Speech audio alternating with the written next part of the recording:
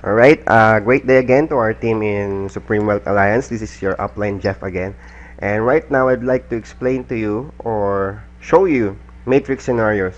Okay, this is basically on our first pay plan, which is pay plan 1. Okay, before I start, I would like to encourage anyone who is actually fluent in the foreign language, English, or if there is a foreigner in here, to actually understand what we are doing here and actually present himself and create some videos like this. Okay, if you don't know how to make a video, then you can ask me on how, or I can give you the software on how to record videos like this. Okay, so ngayon, Tagalog muna tayo ulit. Okay, kasi ayoko sabihan na trying hard. And hindi ko rin talaga ma-explain to sa inyo lahat kapag English. Okay? Ma-explain ko pero utal-utal ako or i-stop ako. Isipin ko yung grammar ko, ganyan-ganyan. Mas maganda kung Tagalog na lang. So, ayun. So, nakakatanggap ako ng maraming email asking me kung paano pag nangyari to, paano pag ganito nangyari. So, syempre, para ma-delegate yung trabaho natin, hindi pwedeng each time i-explain mo yan sa bago mong downline. Maganda may mga videos na tayong ganito. Okay?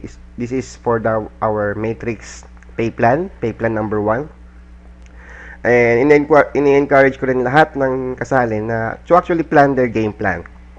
Kasi, kung ano ba yung plano mo habang gagawin mo to. Syempre, naintindihan mo na yung matrix din. Planuhin mo rin. Ano ba yung plano mo? Like, for example, in my case, I have already invested 7 heads. Okay?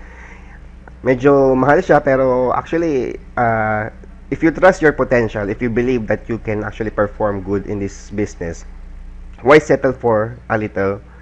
Why settle for a little, di ba? By investing 7 heads, I can maximize my profit. Okay, I can talagang hahatawin ko siya.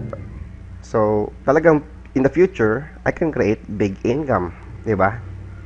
Instead of 1 head only. So, that's 7 times 55. So, that's a big investment. Or yung iba, kung 3 heads, maganda rin. 3 heads. Pero ito kasi 7 heads. Simula pa lang, nag-cycle na. So, simula pa lang, nagkaroon ka na ng new matrix mo. Okay? Then, ang plano ko dito, lalagyan ko yung 8 dito sa baba. Yan. And then, eventually, lahat yan, magbibigayan lahat doon. And then, kapag napuno ko na yung 16 dito, that's the time where I can actually slow down. But I'm not slowing down, okay? Pagka yan, talagang napuno mo na yan ng lahat ng leaders mo, tuloy-tuloy na yan. I mean, you will cycle, after you cycle, magkakaroon ka ng another head, then eventually, parang hindi na yan, parang gulong na lang yan, dire-diretso na lang yan, pasok na lang ng pasok yung pera sa'yo. Okay? So, again, I encourage everyone to plan your game plan. Okay? Sabi nga nila, visualize the end before you begin. Pag sumali ka dito, tingnan mo yung dulo kagad. Kung ano bang milyon ba yung nag-aabang sa'yo sa dulo. Di ba? Parang ganun. So, let me explain to you our first scenario. Sabi nila, for example, nag-join ka. This is you. Okay? And then, nakakuha ka lang ng isa. Okay? For example, hindi ka naman talaga kagalingan sa pagre-refer or talagang mahina ka sa pagre-refer, bago ka lang sa ganitong industry, okay lang. For example, nakaisa ka lang. And then, nangyari nun, yung nakuha mong isa is magaling pala. Okay? So, nag-cycle siya kagad, right? Even before you got your second referral. Okay? So, explain ko isa-isa yan. Sa isa mong yan, kumita ka na ng $20. Okay? Bakit? Sa pay plan 2, sa pay plan 2 natin, may $20 ka na. Your first direct referral is $20. Okay? And then, siya, nakuha niya yung pang-una niya, yung pangalawa niya, ipapasa niya sa'yo. Pay plan 2, I hope na follow nyo. And then, yung pangatlo niya, papasa niya rin sa'yo. Pang-4, pang-5, pang-6. Okay? So, kumita ka ng $60 sa unang cycle niya. Correct me if I'm wrong, no? Pero ang alam ko, ganun siya. Diba? Kasi direct referral mo siya sa pay plan 2, ipapasa niya yung tatlo niya sa'yo. Okay? So, kumita ka na dyan, and then, magkakaroon siya ng, since nag-cycle na siya, magkakaroon siya ng new matrix dito sa B side mo. Therefore, you can actually have the chance to cycle kahit isa lang nare-refer mo. Or malay mo, di ba?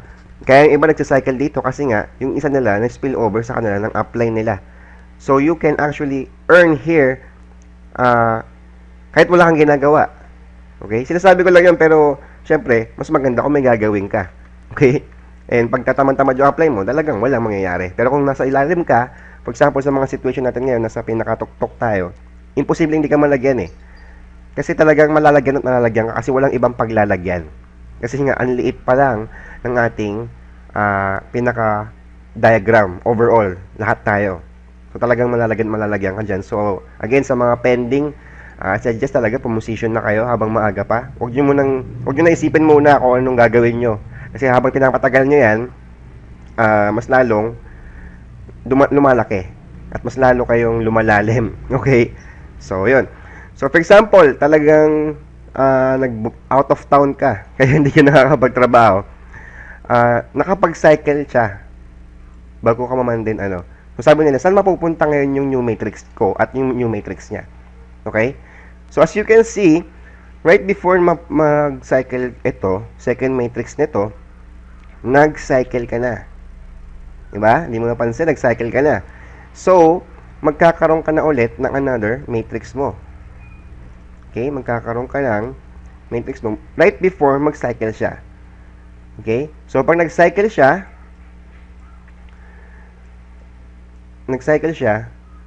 doon magpa-follow yun sa next matrix mo.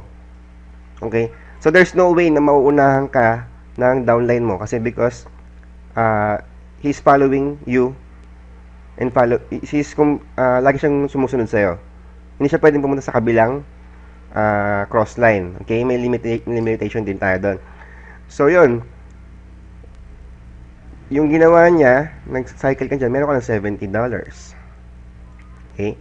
On your very first cycle, ganyan na yung kinita mo. Okay? Ito yung talagang, kaya naging perfect compensation plan to kasi nga, pwede kang kumita. Para sa lahat to eh. Di ba? Para sa lahat siya. Kahit malakas ka mag-refer or kahit mahina ka mag-refer. Okay? Imagine, wala kang ginawa, pero kumita ka. Di ba? Yan yung tinatawag nating passive income. Okay? You are in the right opportunity, you are in the right company. Maganda talaga yung future mo dito. Kaya, I suggest you plan your own game plan. Para hindi mahaba yung video na to, kapag meron kang naisip na scenario na pwede mangyari, tanong mo lang. Mas gagawa ko na lang ng maliliit na video, short video clip, kahit mga 60 seconds lang.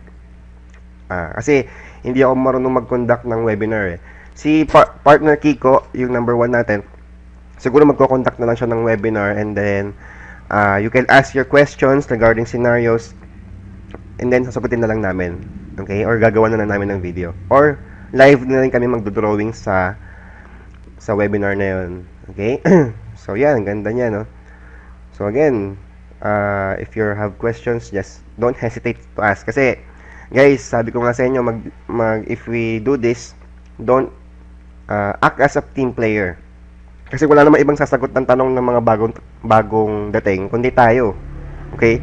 So, kailangan pag-aralan mo. Okay? Ikaw mismo pag-aralan mo din. Para hindi rin naman lahat nakatutok dito 24/7. So, for example, talagang nagkataon, wala kami yung mga talagang sa taas. Pag may nagtanong, hindi mo na sabihin na antayin natin si Sir Kiko or si Sir Jeff or si Sir Reden, siya yung sasagot. Dapat may mag-take over na rin. Okay? So again, thank you for listening, and I hope you learn kung ano yung sinabi ko ngayon.